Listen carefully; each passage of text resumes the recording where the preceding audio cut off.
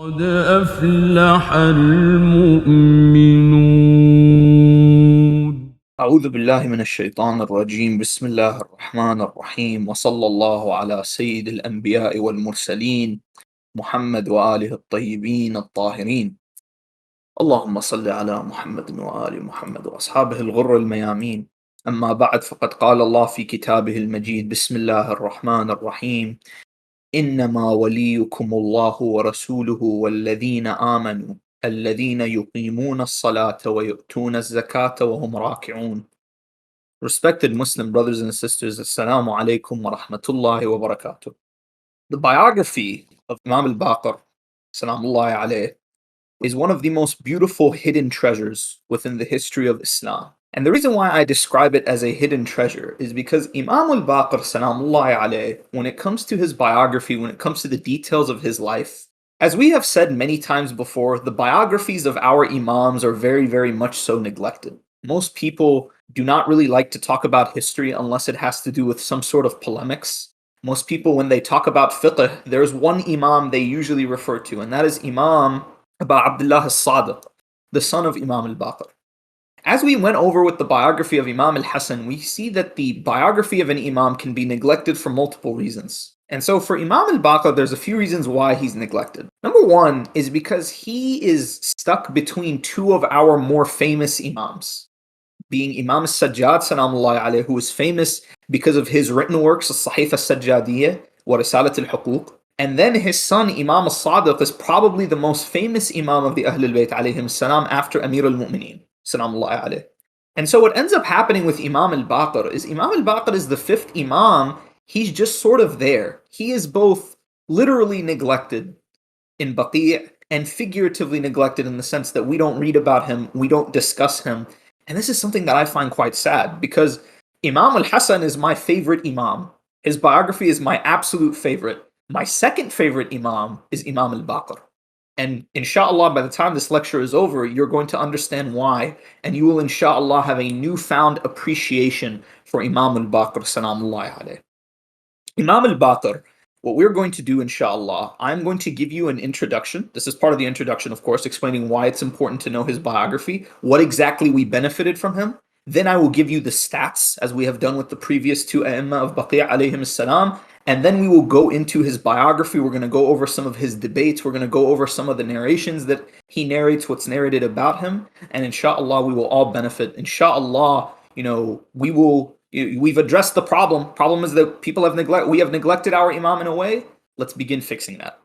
Imam al-Baqr, salamullahi alayh, when it comes to his accomplishments and why he is important, he is the one who laid the foundations for the school that his son, Imam al-Sadiq, would lead. Imam al-Sadiq, salamullahi alayh, that school of his in Medina, and when we say the school, we're not referring to a physical building. Any circle with Imam al-Sadiq in the middle of it instantly becomes the greatest school on earth at the time. But that school would have been impossible if it weren't for Imam al-Baqr, salamullahi alayh. And you can see this in many different ways. For one, many of Imam al-Baqr's students, the people who went to school with Imam al-Baqr, ended up, we would say, graduating under Imam al-Sadiq. The most famous example is Zurara ibn A'yan. Zurara ibn A'yan and his brother Humran, as well as his other brothers, they became Shia through Imam al-Baqr, salamullahi alayh.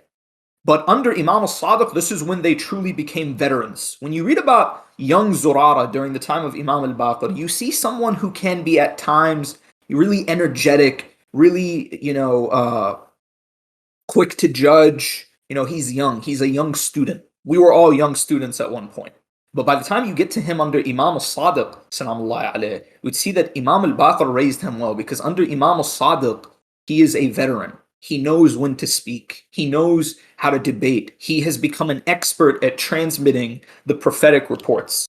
You have other examples such as Jabir bin Yazid al-Ju'fi. And there are many, many other narrators that we can go over, such as, Muawiyah ibn Ammar and his father, who we will cover a bit in this lecture, inshallah. But you see that the school that we give so much credit to Imam al-Sadiq for, who started it? It was Imam al-Baqr, salamullahi alayh.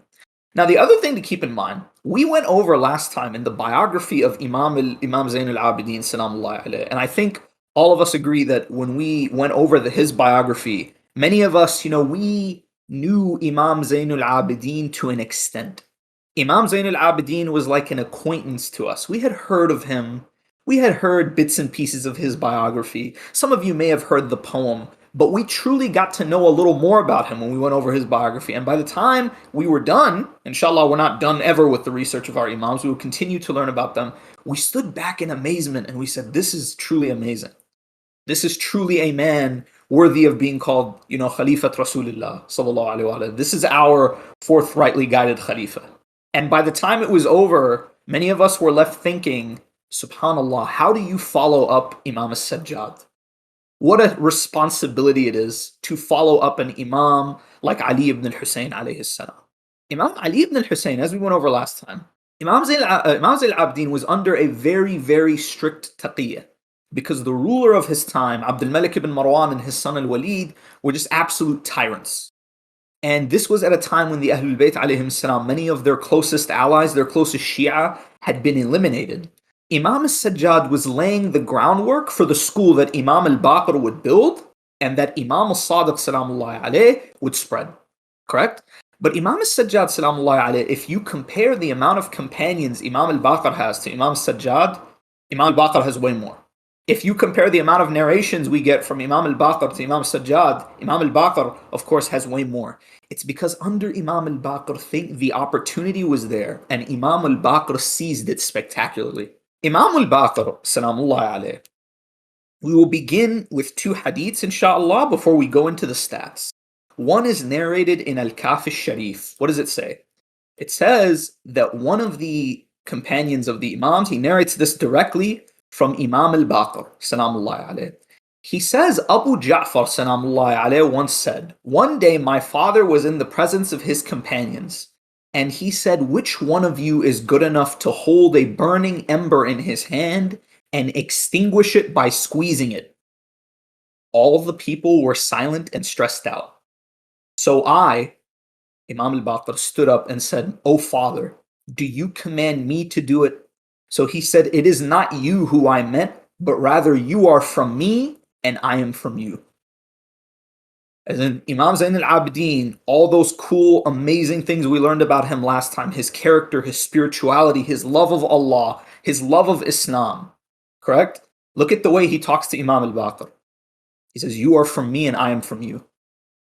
The next hadith I would like to go over with regards to the introduction to Imam al-Baqr is the hadith narrated by Muhammad ibn al-Munkadir, and this can be found in Kitab al-Kafi as well as in Kitab al-Irshad. He said, I did not used to think that the like of Ali ibn al-Hussein could leave a successor because of his outstanding merit until I saw his son Muhammad al-Baqr. Because I thought it was impossible. It's like, how do you follow up Ali ibn al-Hussein? But then I met his son Muhammad al-Baqr. He says, one day, I saw this old man, large, well-built man of Quraysh and his two servants, and he was out working, surveying his land. So I thought to myself, let me go advise him. Let me show off my knowledge, be a good Muslim. I went to him and I said, oh man, what are you doing out in this hot sun? Don't you fear Allah that you're out here putting yourself in such risk under the hot sun on a day like this? Just for matters of dunya, you're chasing the dunya? Imam al-Baqr looked at him. He said to him, if I died now, Allah would be pleased with me because I'm earning my rizq. And this is something very beautiful about our Imams, is despite the fact that they were scholars, despite the fact that they were, mufassirin, despite the fact that they were teaching all of these amazing, sciences, correct? They never neglected the fact that a man needs to go out and earn his rizq. And so Muhammad ibn al-Munkadir, he narrates this, he's like, I was in awe of this man. I thought I was going to educate him. What did he do? He educated me. And that's going to be a theme with Imam al-Baqr, salamullahi alayhi. A lot of people are going to come up to Imam al-Baqr thinking, I'm going to educate him, but Imam al-Baqr will end up educating them. Correct? Imam al-Baqr, salamullahi alayhi, when it comes to the stats, and this is going to become a tradition of ours when we go over the biographies of the rest of the Imams, inshallah. Let me give you the stats.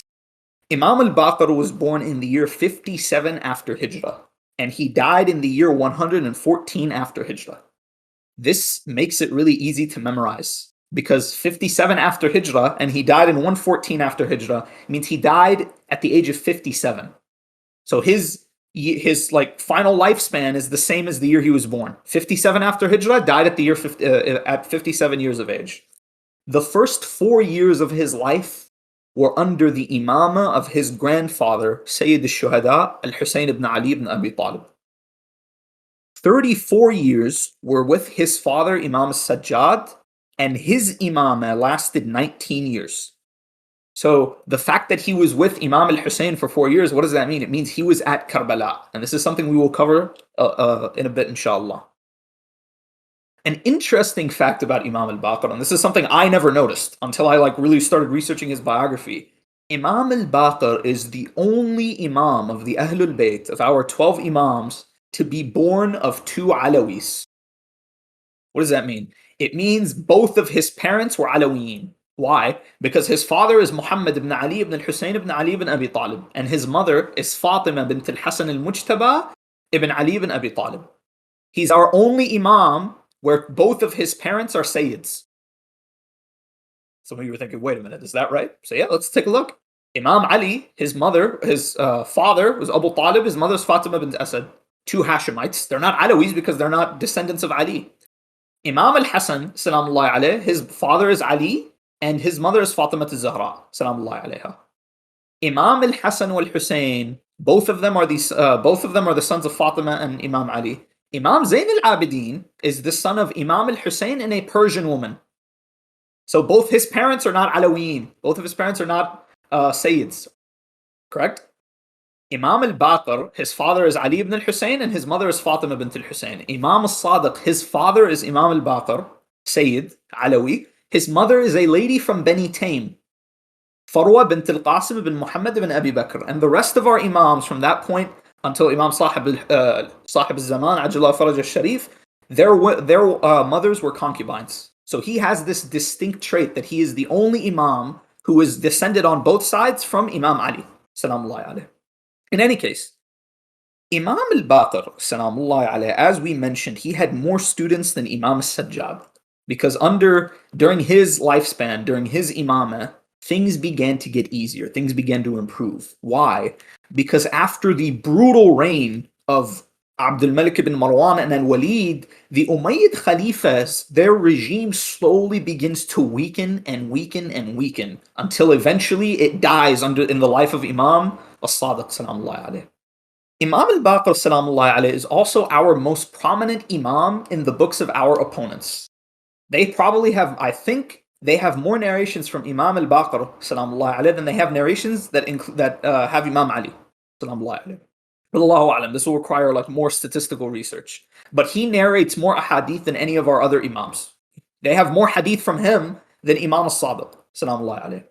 Especially in the fields of tafsir and in the field of the Sirah Nabawiyyah, which we will cover, inshallah, in a bit. Az-Zuhri, who we covered was a famous companion of Imam Zayn al-Abidin, used to ask Imam Zayn al-Abidin, used to say to him, he says, who will you choose as your successor? Imam Sajjad said to him, he said, Zuhri, this is not a matter that we choose. This is a matter which Allah has decided.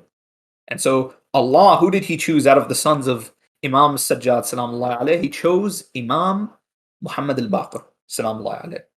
The rulers during the time of Imam al-Baqir are 5, and we will go over just a little bit about their biographies just so you sort of understand the situation that the Imam was dealing with. The first one was al-Walid ibn Abd al-Malik. Al-Walid ibn Abd al-Malik, when he took power, his father Abd al-Malik on his deathbed told him, he says, do whatever you want with the caliphate. I trust you, you're going to do fine. But there's one thing you have to do.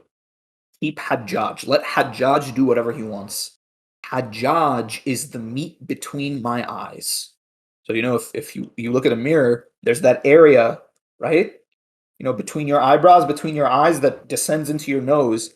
He was saying Hajjaj is the meat between my eyes. That's how important he is to me. He is the sword of Bani Umayyah. Let him do what he wishes. Walid, he gave Hajjaj free reign over the Islamic world.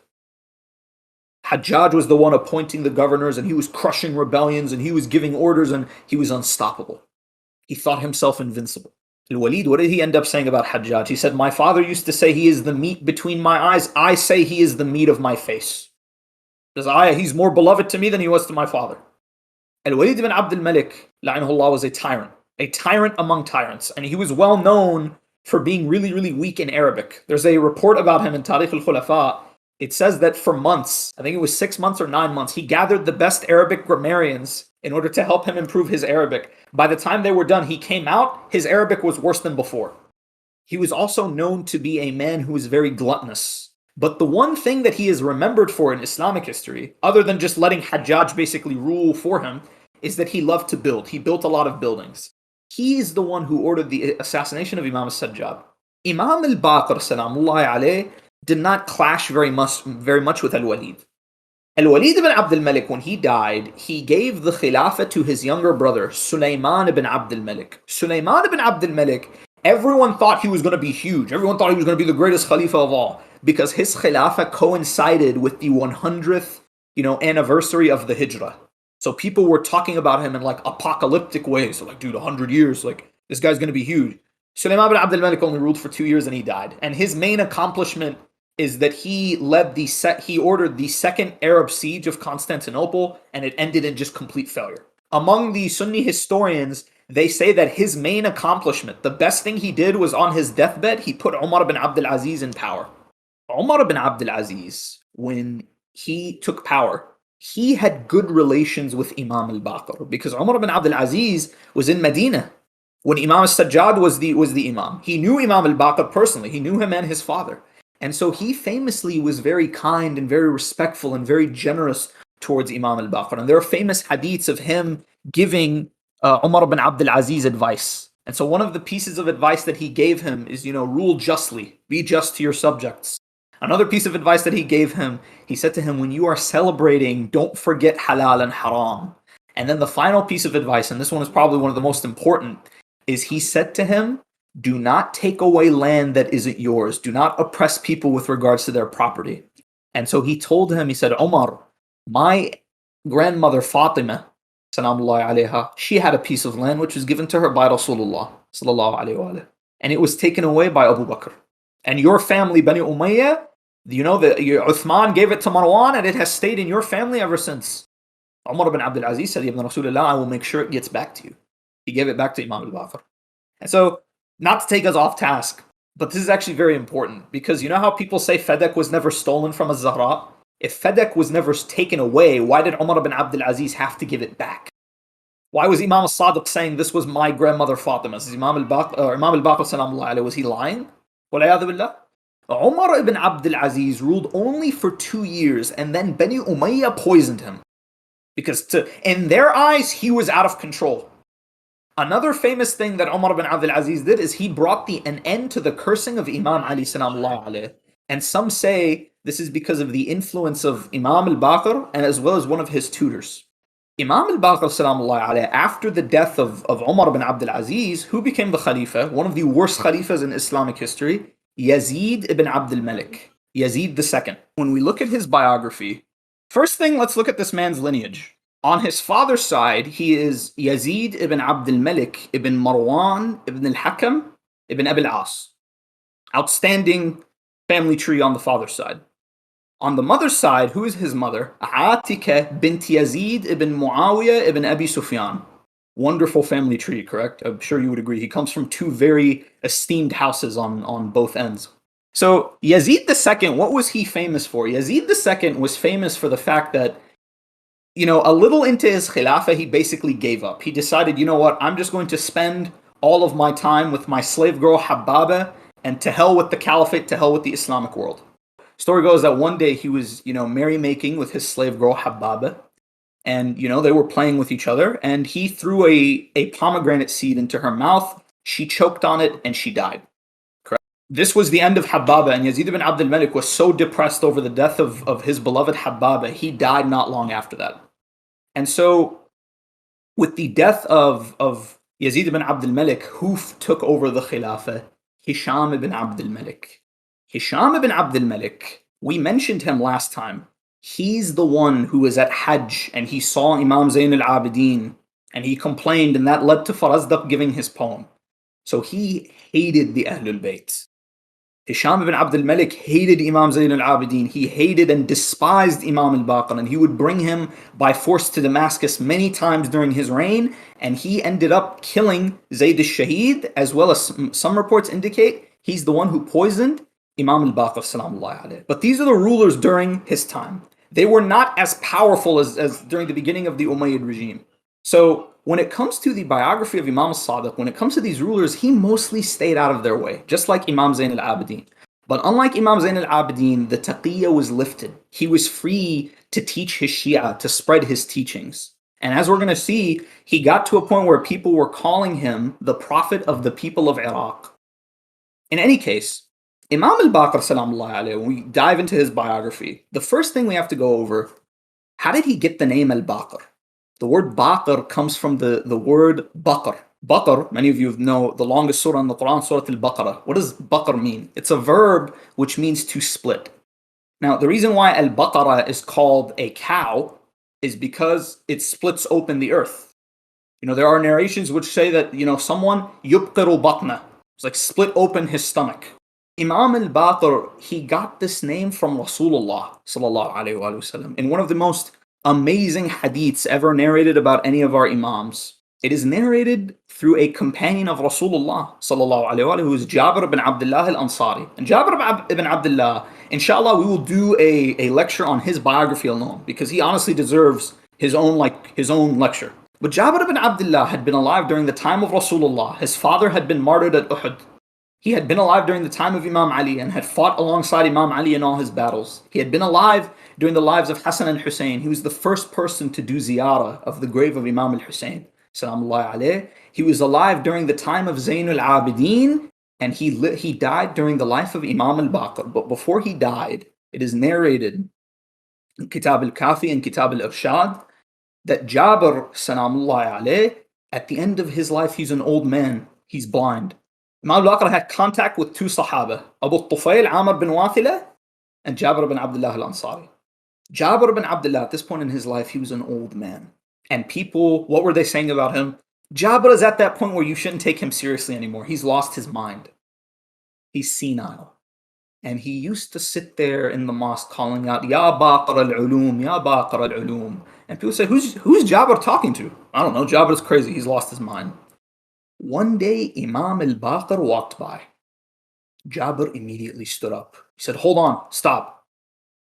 What is your name? So why did he stop Imam al-Baqir? Because the way Imam al-Baqir walked, the same sound that he made when he walked is the same sound as Rasulullah sallallahu alaihi wasallam. His walking matched his grandfather. So he said to him, who are you? He said, I am Muhammad. He said, Muhammad, son of who? Son of Ali, son of Hussein, son of Ali ibn Abi Talib. Jabir, you know what he started doing? Jabir began to cry. And imagine, this is one of the companions of Rasulullah, one of the people who saw Rasulullah and gave him bay'ah and fought by his side and fought by Amir al-Mu'mineen. He begins weeping and he begins kissing the hands of Imam al-Baqir, and he even kissed his feet. He said to him, O Muhammad, Rasulullah sallallahu alayhi wa sallam told me, Jabir, you will become an old man. You will have a very long life. And you will meet one of my descendants, one of my successors. He will be the Imam of your time. When you meet him, he is Baqir al-Ulum. He will be the one who splits open knowledge wherever he finds it. No piece of knowledge is safe from him. He'll find it wherever it is.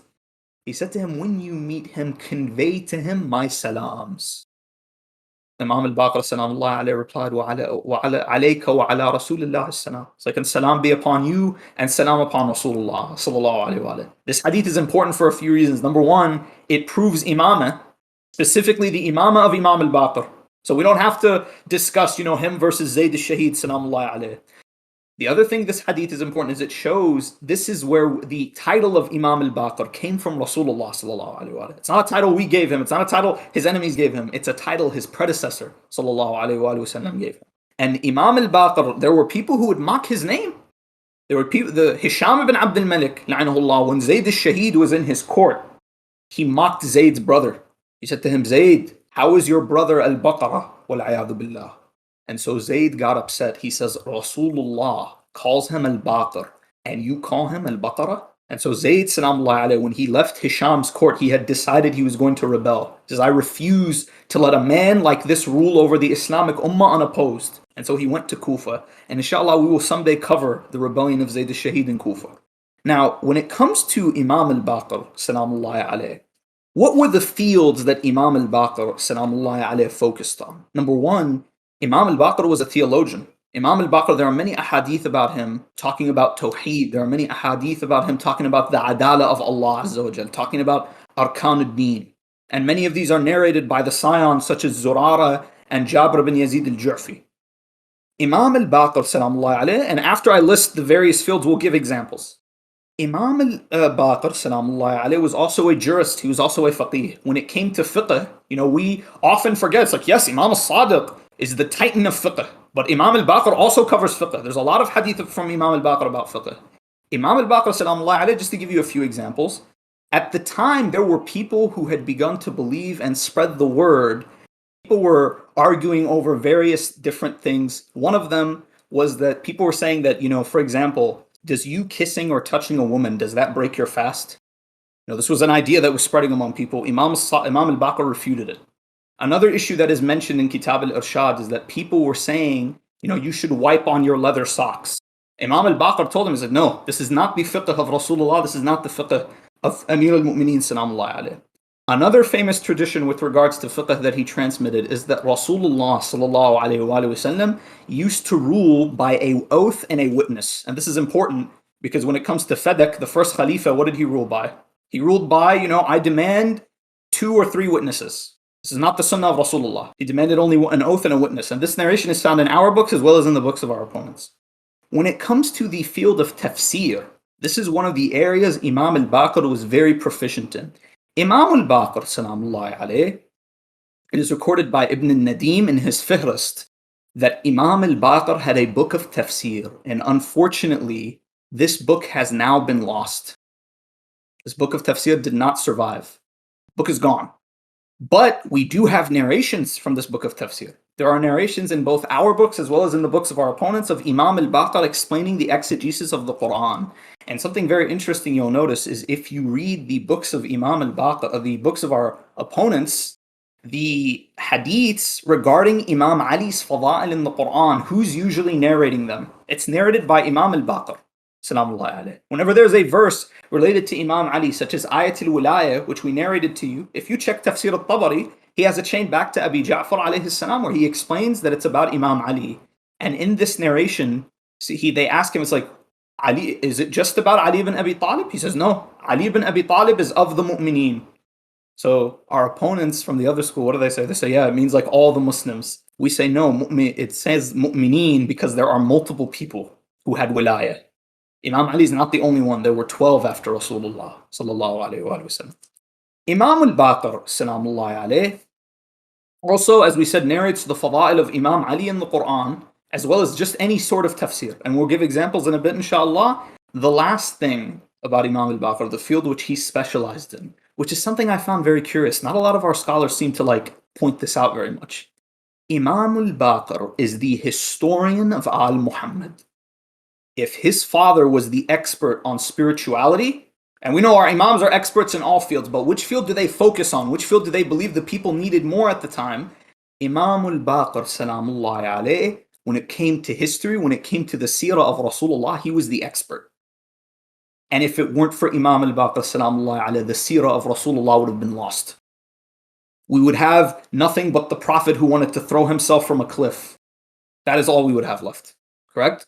Rasulullah sallallahu alayhi wa sallam, his seerah was preserved, his biography was preserved by Imam al-Baqir alayhi salatu wasalam. Imam al-Baqir, when it comes to history, he narrates the details of the seerah of the Prophet, and we will give examples, inshallah, and he also narrates Karbala, because he was there. Many of the narrations about Karbala, which you will find in Tarikh al-Tabari, come through Abu Ja'far Muhammad al-Baqir, salawatullahi wa salamuhu alayhi, and he was also an expert in pre-Islamic history.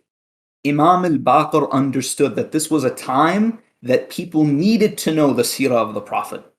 They needed to know the biography of their Prophet. After you master salat and spirituality, you need to know the history of Islam. It is not something that you can simply forsake. Because if that door is closed, none of the other doors will open for you, correct? Imam al-Baqir, salamullahi alayhi, one of the most amazing examples of how integral he was to the preservation of the seerah is the seerah of Ibn Ishaq, which is the oldest surviving seerah that we have today. Many of those narrations come by way of who?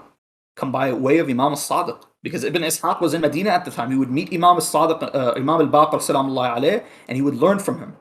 Imam al-Baqir alayhi salam, when it comes to the field of history, there are a few narrations that we will go over just to show you how much of an expert he was. But in order to demonstrate, so we've said that Imam al-Baqir is an expert in these fields, that he was magnificent in these fields. How do we prove it? Say, Hatu burhanakum in kuntum sadiqin, bring your proof. What better way is there to test out knowledge than through debate?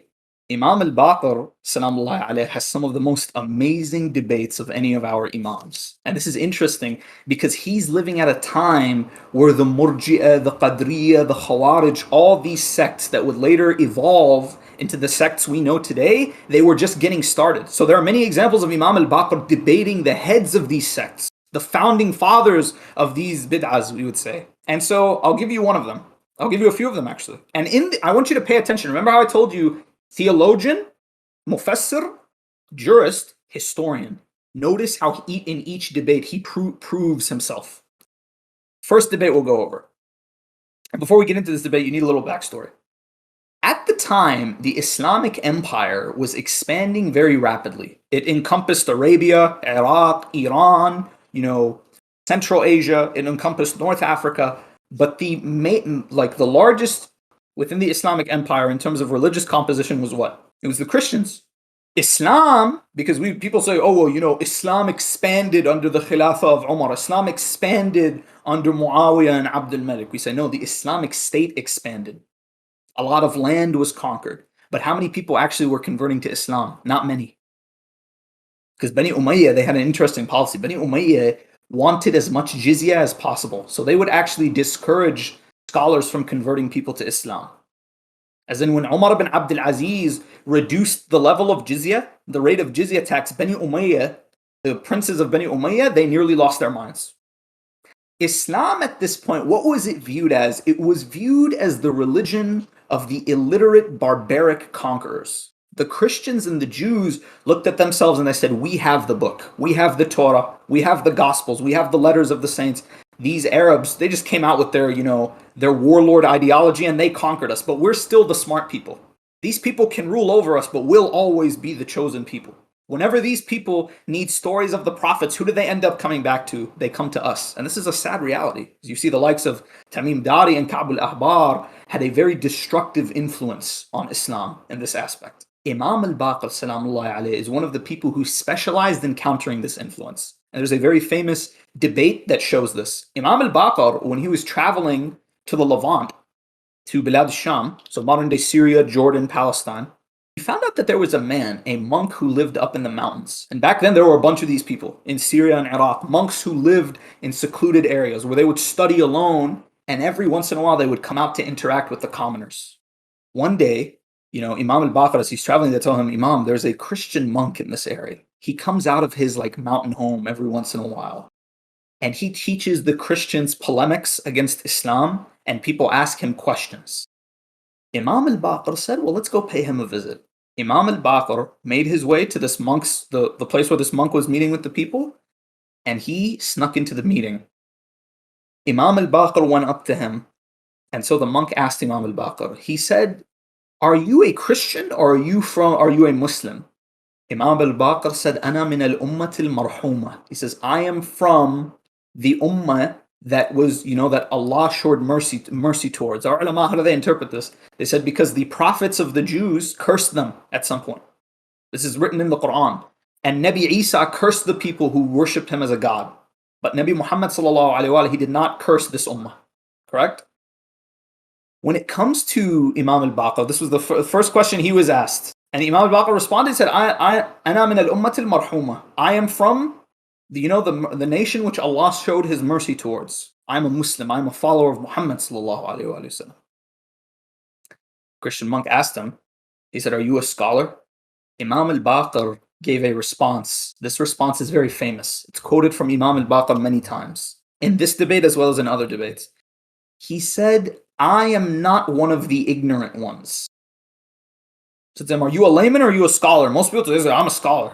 I'm ready to debate you. Yes, I'm a scholar. He said, no, I'm not one of the ignorant ones. He said to Imam al-Baqir, he said, oh, well, in that case, let me ask you some questions. First question. And what I'm going to do, I'm going to list all 5 of the questions without giving the answer. Then I'll go through them one by one because I want you guys to actually think. I want to see who can actually answer these questions, right? First question he asked him.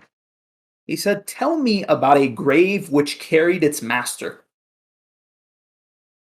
Second question, he said, tell me about a piece of land that the sun has only touched once. He said, thirdly, tell me about something that is neither human nor jinn, but warned its people. He said, then tell me, number 4, tell me, how do people eat and drink in heaven without defecating? Because in this world, we eat and drink and we defecate, right?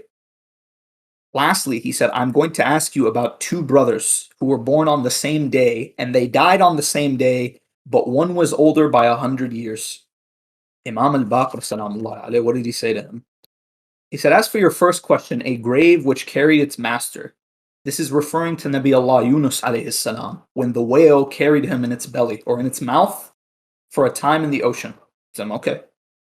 Second question, what was the land that was touched by the sun only once? A piece of land, the sun touched it once. Only one time in its entire existence. Imam al-Baqir salamullah alayhi said to him, when Nabi Musa alayhi salam led his people, led the children of Israel out of Egypt, and Allah parted the Red Sea, that small avenue of land that they walked over, that was the only time the sun touched it. After he crossed, the water covered it again. So I'm okay. What about that thing I asked you about? Neither human nor jinn that warned its people. Imam al-Baqir said to him, he said, this was the ant that warned its people of the coming of Nabi Sulaiman alayhi salam. He said to him, explain to me how people eat and drink in heaven without defecating, without releasing anything. Imam al-Baqir said to him, he said, the same way an embryo, a fetus within its mother's womb, consumes energy without releasing anything. He said to him, what about the 2 brothers who I asked you about? They were born on the same day, they died on the same day, but one was older by 100 years. He said to him, this is referring to Ezra and Uzair. Because Uzair, salamullah alayh, Allah, the reports, some say they killed him, some say he slept, right? I believe the correct report is that he killed him, and 100 years later he brought him back. His brother was still alive, or some say his sister was still alive, only his sibling had aged and he had not.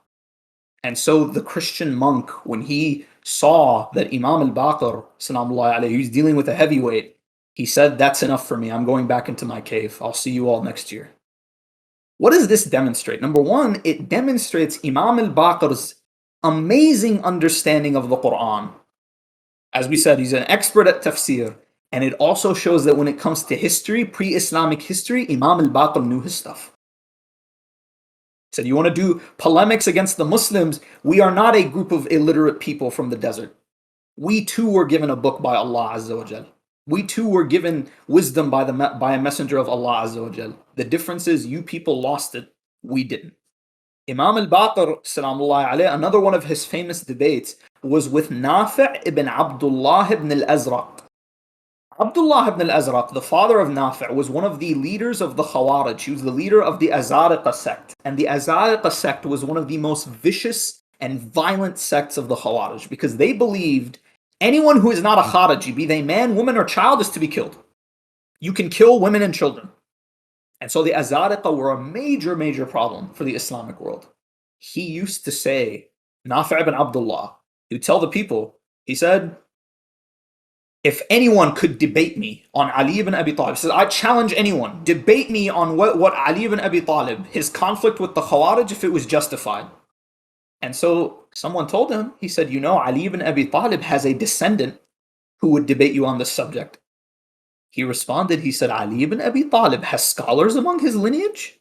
They brought him to Imam al-Baqir. Imam al-Baqir and Nafi' ibn Abdullah ibn al-Azraq, they attended a gathering. Before the gathering, what did Imam al-Baqir do?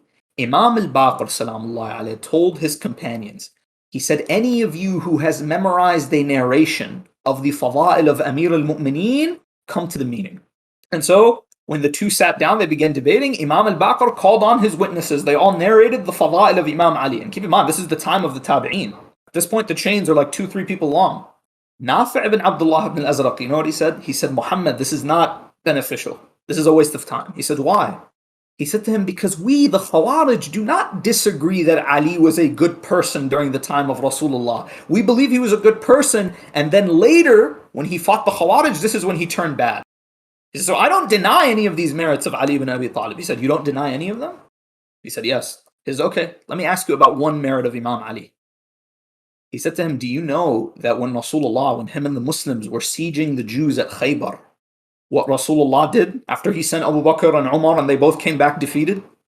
He said, tomorrow I will give this banner to someone who loves Allah and His Messenger, and Allah and His Messenger love him. Karrar ghair farrar. Allah will open the fortress through his hands. Nafi' and Abdullah ibn al-Azraq said, yes, I know this merit. I acknowledge this merit. He said to him, Nafi', let me ask you a question. Allah Azza wa Jal, when He loved him and His Prophet, when Allah loves Ali ibn Abi Talib, does Allah not know what Ali ibn Abi Talib is going to do in the future? Nafi' said, yes, He does. Because if you say Allah doesn't know, then you're committing blasphemy, you're committing kufr.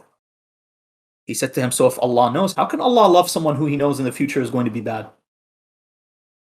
How can He love someone who He knows is going to become misguided? Nafi' ibn Abdullah ibn al-Azraq had been crushed. One fadila of Imam Ali, Imam al-Baqir, destroyed him and his entire sect. Expert on the seerah of Rasulullah and the seerah of Amir al-Mu'mineen, salamullahi alayh. Imam al-Baqir, salamullahi alayh, one of his other famous debates. Notice how at first he's debating a Christian monk. Now he's debating a Khariji. But let me show you what happened when he went up against one of the heavyweights. Right? Let me show you what happens when we went up against one of the big guys. Imam al-Baqir once debated Nafi' Mawla Abdullah ibn Umar ibn al-Khattab. Nafi', I believe it was Bukhari, he said this chain of Malik ibn Anas from Nafi', the servant of Ibn Umar, from Ibn Umar to the Prophet is the best chain we have. It's one of the best chains we have. So this guy, Nafi' ibn Abdullah, is the servant of Abdullah ibn Umar, the servant of the second Khalifa's son. This guy is a major narrator, major scholar for our opponents of other sects. What happened when he locked horns with Imam al-Baqir? Shaykh al-Kulaini and Shaykh al-Mufid narrate in their books, Kitab al-Kafi, Kitab al-Irshad. He says the story goes that one day during Hajj, Hisham ibn Abdul Malik was at Hajj, and Nafi', servant of Abdullah ibn Umar, was there. So he asked him, he said, who's that man over there who all the people are gathering around? He said, that's Muhammad al-Baqir. Hisham ibn Abdul Malik says, that's Muhammad al-Baqir. That's the prophet of the people of Iraq. So Nafi' said to him, he said, Ya Amir al-Mu'mineen, what do you say, like, I debate him in front of everyone and I'll teach him a lesson. I'll humble him in front of everyone. Hisham ibn Abdul Malik said, I would really appreciate that. So he called to him, he said, Muhammad al-Baqir, come, I have a few questions to ask you. He said, I'm going to ask you questions that only a prophet or the successor of a prophet can answer. Correct? Imam al-Baqir said to him, okay, go ahead. Ask me your questions. He said to him, Muhammad, tell me, what was the difference in time between Nabi Isa ibn Maryam alayhi salam and between Muhammad sallallahu alayhi wa sallam? Imam al-Baqir gave him a response. Wallah, when I first read this response, it was as though Imam al-Baqir was telling him, you're out of your league. You're in trouble, and there's no one who can help you. He said to him, Nafi', according to you, the difference was 600 years. According to me, it was 500 years. Whoa. Stop for a second. Why is this response so devastating? Number one, how does he know what Nafi' believes? He's telling Nafi', he's like, I have access to information you can't even access. This is knowledge of the unseen. This is knowledge given to him by Allah Azza wa Jal. He says, I know what you believe it is. You have the incorrect answer, and then I'm also going to give you the correct answer. Correct answer. He said to him, you believe 600 years, I believe it's 500 years. If you do the history, do the math/history, Nabi Isa alayhi salam, when he disappeared, according to the non-believers, this is when the Ahlul Kitab, this is when he was killed, right? It was, when he disappeared, between that moment and between Muhammad sallallahu alayhi wa sallam, his birth, 541 years. So it's closer to which number? 500 to 600. It's closer to 500. Imam al-Baqir was basically telling him, he says, not only is my knowledge of the seerah better than yours, my knowledge of pre-Islamic history is better than yours. So Nafi', what does he do? He says, okay, question 2. As in, at that point, he should have stopped there. But he kept digging. Some people, they don't know how to stop. They can't stop. He said to him, so tell me, Muhammad al-Baqir. First history question. Let's switch gears. Now I'm going to take you to tafsir. He says, tell me, Muhammad al-Baqir, if the difference between Nabi Isa and Nabi Muhammad was 500 years, when Allah says in the Quran, in Quran Surah 43, Ayah 45, He says to him in this, Allah says in this ayah, ask the prophets who came before you. Correct? I believe the rest of the ayah is like, ask the prophets who came before you whether or not they told people to disbelieve. Someone could pull up the ayah using the bot if you want. Quran 43, 45. So he said, how is it that Allah is telling Rasulullah to ask a prophet when there were no prophets around in his time? The last prophet before him was how many years ago? 500 years. So what is Allah talking about? Imam al-Baqir, you know what he said to him? He says, go to Surah al-Isra, Ayah 1. Surah al-Isra, Ayah 1, what is it? The Ayah of Isra and Mi'raj. He said to him, in the Ayah of Isra and Mi'raj, Allah Azza wa Jal, He says, we took our Prophet from the sacred mosque to what? To the farthest mosque. And so this is Surah 17:1, Surah al-Isra, Ayah 1. Glory be to him who made his servant to go on a night from the sacred mosque to the remote mosque, of which we have blessed the precincts, so that we may show to him some of our signs. Surely he is the hearing, the seeing. So Allah blessed and High showed to Muhammad certain signs when he made him to travel to Bayt al-Maqdis, was that Allah Jalla wa ala resurrected from the former ones and the later ones, the prophets and Rasuls. Then he commanded Jibreel to call out the adhan and the iqamah, and he said in his adhan, Hayya ala khair al-amal. Fiqh. Then Rasulullah proceeded and prayed with the Anbiya. When he finished, he said to them, what did you testify to and what did you worship? They replied, we testified that there is no God but God, one with no associates to him, and you are the Rasul, that you, Muhammad, are the messenger of God. And it is upon that he took a covenant from us and he confirmed us as prophets. Nafi' said about Ja'far, you have spoken the truth. Now tell me, in Quran, it's ayah 21:30. He says, do not those who disbelieve see that the heavens and the earth were closed up, but we have opened them? He said, when Allah sent Adam to earth, Imam al-Baqir is responding, the skies were closed and rain did not fall, and the earth was closed and did not grow any vegetation. So when Allah accepted the repentance of Adam alayhi salam, He commanded the sky, so it collected rain in the clouds, then He commanded it and He allowed it to fall. And so Nafi' said, okay, Abu Ja'far, you have spoken the truth. Now tell me, Quran 14:48, on the day when the earth shall be changed into a different earth and the heavens as well, which earth will be replaced by the day? Because there's an ayah in the Quran, it says that, the Allah will change the earth. What is this talking about? He said to him, Nafi', this is referring to the fact that on Judgment Day, when Allah is, all of mankind is waiting for judgment, what Allah will do, He will turn a piece of land into edible bread so the people can eat while they are waiting for hisab. Nafi', what did he say? He said, how could they be thinking of eating at a time like this? He says, this is, hisab. Why are people having to eat? Imam al-Baqir, you know what he said to him? He said, which is more difficult? Which is more concerning? Being in hell or waiting for hisab? He said, being in hell. He said to him, Nafi', in the Quran, Allah describes the people of hell. What do they eat? They eat from the zaqqum tree and they drink ma al-hamim.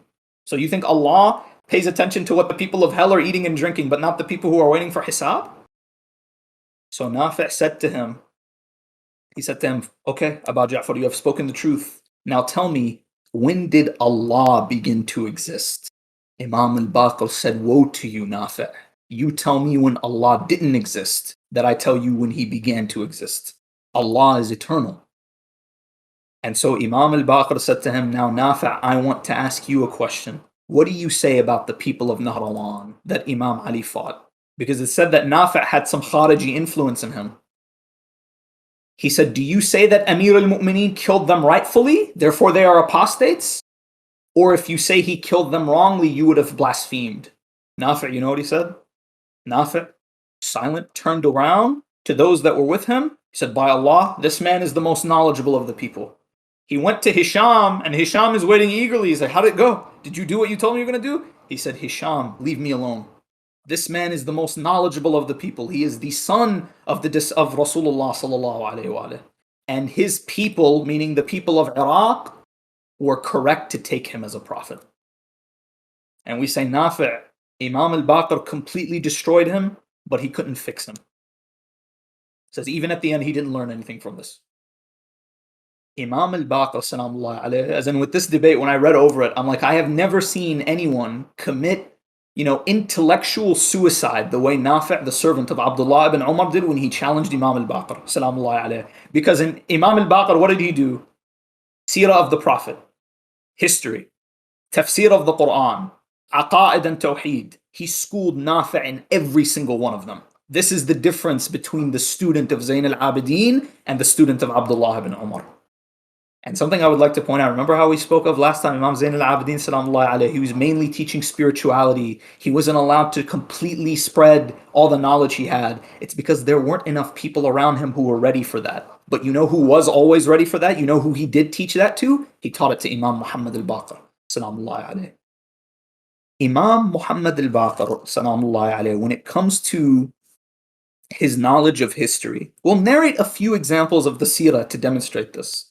The first one is the story of the Prophet's teeth.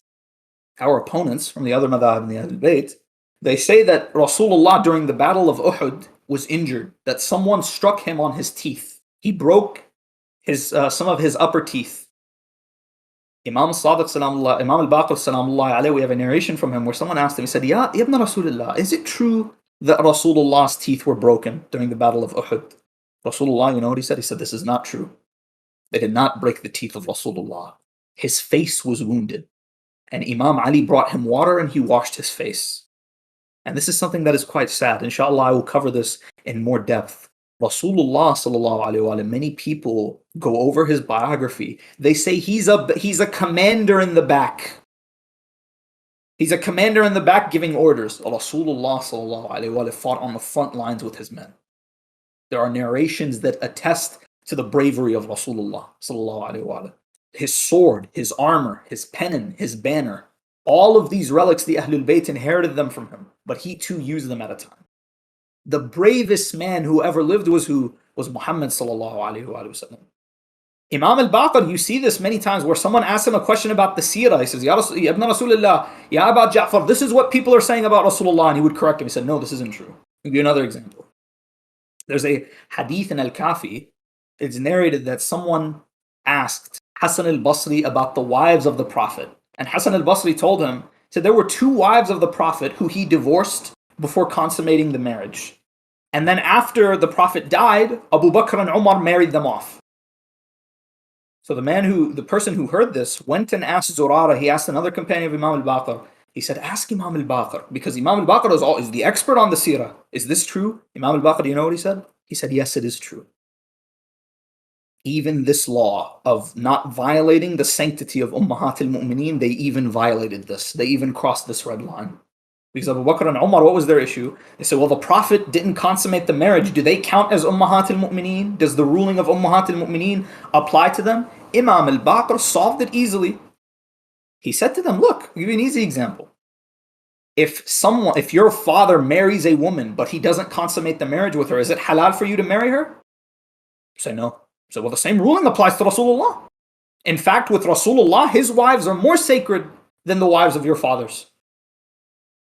This is another example of Imam al-Baqir's absolute mastery of the seerah of Rasulullah sallallahu alaihi wasallam. Let me give you another example. There's a narration where Imam al-Baqir, in such detail, how much he knows the seerah. He says when Rasulullah was marching, where he was going to the battle of Badr, him, Imam Ali, and another man, another companion of the Sahaba, this was three of them on one camel. Because for the battle of Badr, the Muslims did not have a lot of animals. They had 2 horses and only a handful of camels. So the Sahaba were riding 3 on one camel.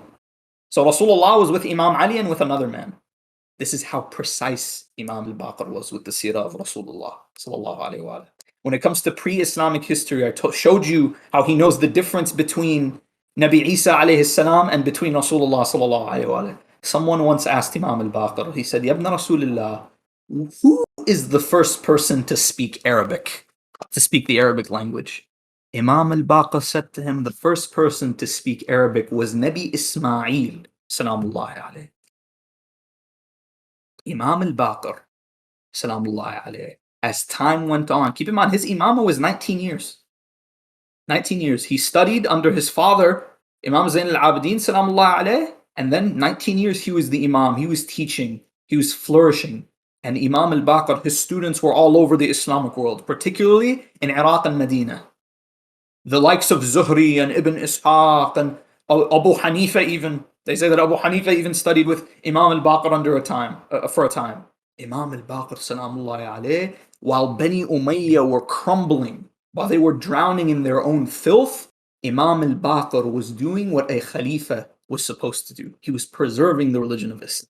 He was making sure that the sacred tenets of Islam are not lost, that the culture and the history of Islam would persevere throughout the ages. And Imam al-Baqir, salamullahi alayhi, eventually, I'll give you one more hadith, inshallah, about his wisdom. Imam al-Baqir, salamullahi alayhi, is narrated that he had an issue with one of his cousins from the descendants of Imam al-Hasan. And this is narrated in Kitab al-Kaf al-Sharif.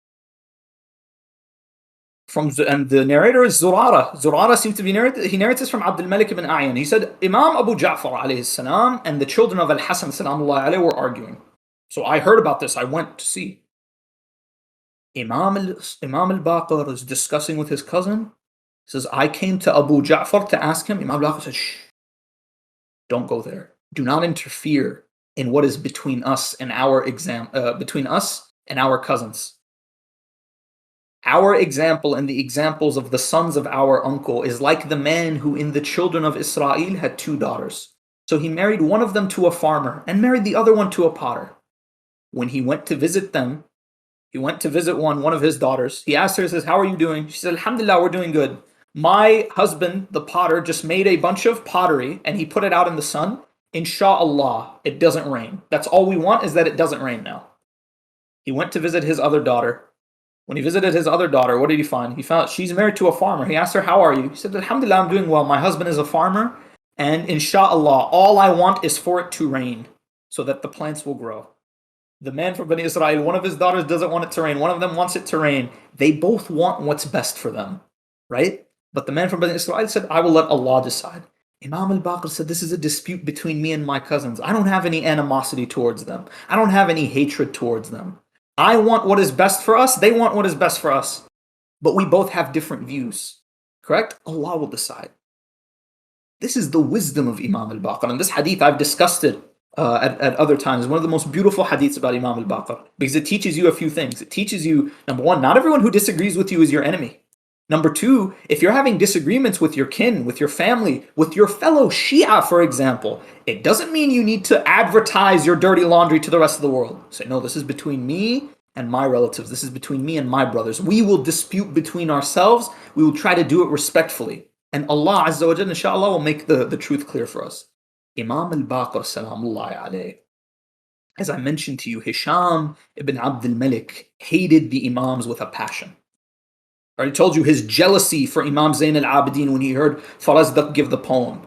His venom that he spewed when he met Zayd ibn Ali al-Shaheed, salamullahi alayhi. And with Imam al-Baqir especially, after Imam al-Baqir destroyed Nafi', the person who he thought was going to humble Imam al-Baqir, salamullahi alayhi, Hisham ibn Abdul Malik, many times he would call Imam al-Baqir to Damascus. There are reports that say he would imprison him for certain periods of time, until eventually he decided Imam al-Baqir had to go.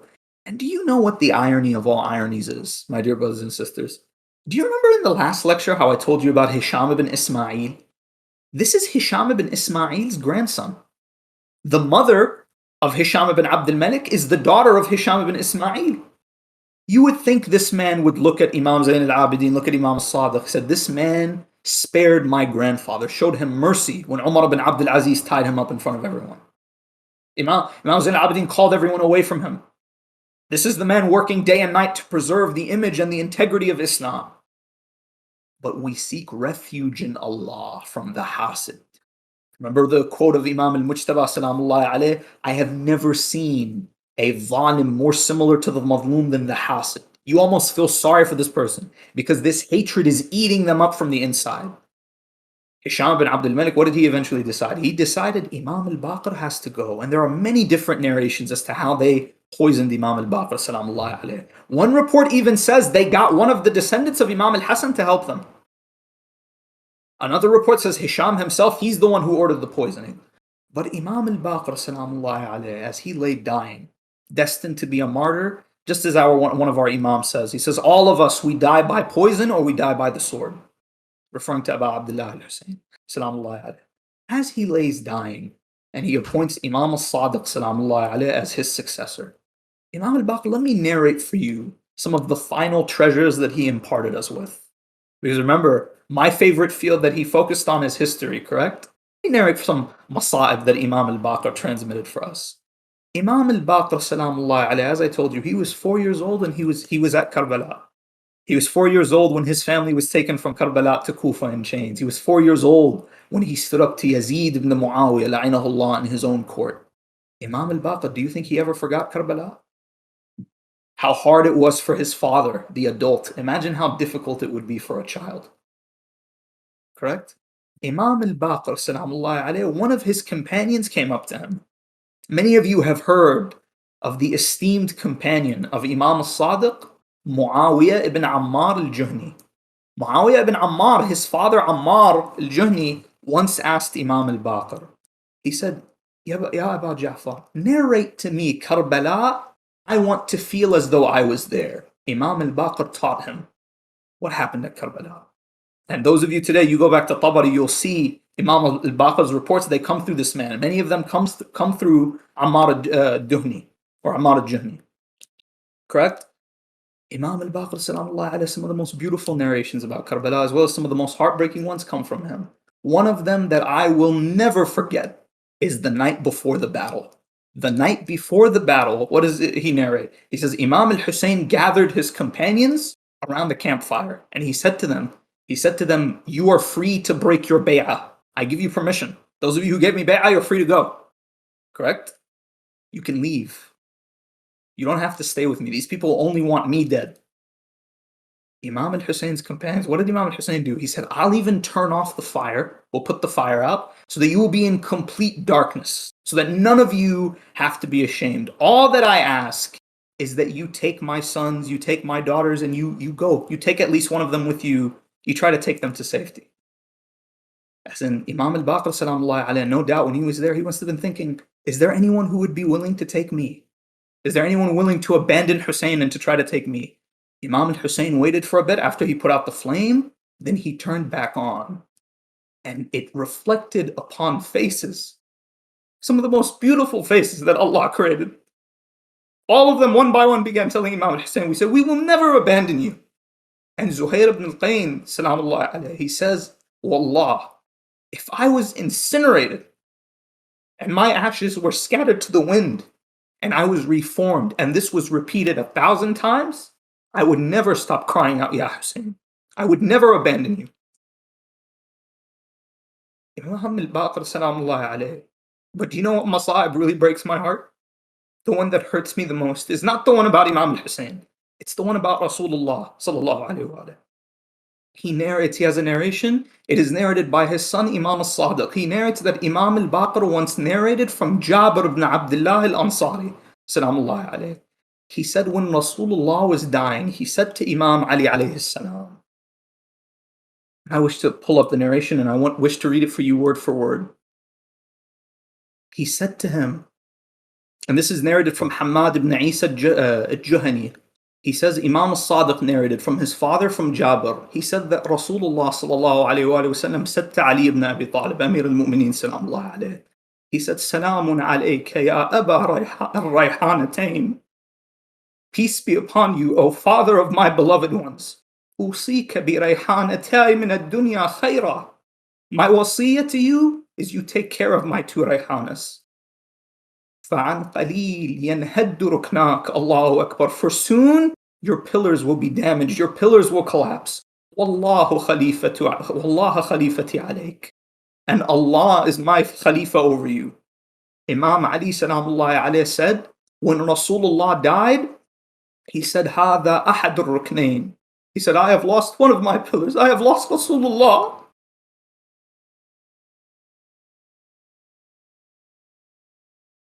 And when Fatima Zahra Salamullah alayha passed away, he said, and this is the second pillar with which Rasulullah warned me about. And we have narrations. One of them comes from Imam al-Baqir Salamullah alayhi, when he used to describe Amir al-Muminoon Salamullah alayhi. He used to say, Amir al-Muminoon, he would describe the way he looks, he would describe his body, he would describe his eyes. But the one thing that always stood out to me when he describes his beard, he says, Imam Amir al-Muminoon's beard was what? It was white. It was white like cotton. And they used to say, he says, why is Amir al-Mu'mineen's beard is white? Sayyid Sharif al-Radhi, rahmatullahi alayhi, he says, one of the reasons why Amir al-Mu'mineen's beard was white, some of our scholars narrate hadiths, would say it's because he knew that he would be struck and his beard would be dyed with his own blood. And he wanted everyone to see, because this was a prophecy of Rasulullah. Even in his last moments, he wanted to show people that the prophecies of Rasulullah were true. But there's another heartbreaking tradition. What does it say? It says, once someone asked Amir al-Mu'mineen Salamullah alayhi, said, Ya Abul Hasan, why do you not cover up your shayba? Why do you not dye your beard? Imam Ali Salamullah alayhi, do you know what he said to him? He said to him, dyeing your beard is a way of beautifying yourself. And I am in aza. Sayyid, what does he write? He says, Aza, what is the Aza Amir al-Mu'mineen was referring to? Was he referring to the companions he had lost in those battles? Was he referring to the ones who passed away before him? He said, no. The Aza, the mourning that Imam Amir al-Mu'mineen was in, was mourning over his beloved Rasulullah and his beloved Sayyidat Nisa al-Alameen, Fatima al-Zahra. Imam al-Baqir, Salamullahi alayhi, we send our thanks to Allah Azza wa Jal. For it weren't for Imam al-Baqir, these traditions, all of them would have been lost. Imam al-Baqir was our door, the gateway to the Imams that came before him and to the Prophet sallallahu alaihi wasallam. And for everything he did for this ummah, everything he did when he passed away, when he was martyred, they took him to bury him in al-Baqir, next to his beloved father, Imam Zayn al-Abidin, next to his uncle, correct, Imam al-Hasan salamullahi alayhi, next to his grandmother Fatima bint Asad. But the one must always ask the question, that question in dua and nutbah, Ayn al-Hasan, Ayn al-Hussein. Look at how far they are from Rasulullah sallallahu alayhi wa sallam. Look at what they've done to the pieces of Rasulullah sallallahu alayhi wa sallam. This great scholar, neither a mosque nor a dome to commemorate everything he has done. We pray to Allah subhanahu wa ta'ala, Ya Allah, bihaq Muhammad al-Baqir, faraj anna ya Allah. Ya Allah, bihaq Muhammadin wa ali Muhammad, grant us the honor of visiting Baqir. Ya Allah, bihaq Muhammadin wa ali Muhammad, grant us a fraction of that knowledge which you granted to this blessed Imam, alayhi afdal salatu wassalam. Ya Allah, bihaq Muhammadin wa ali Muhammad, grant us the honor of Hajj to your sacred house, and grant us the honor of visiting the qabr of Rasulullah sallallahu alayhi wa sallam. We will end this majlis with salawat upon Muhammad wa ali Muhammad.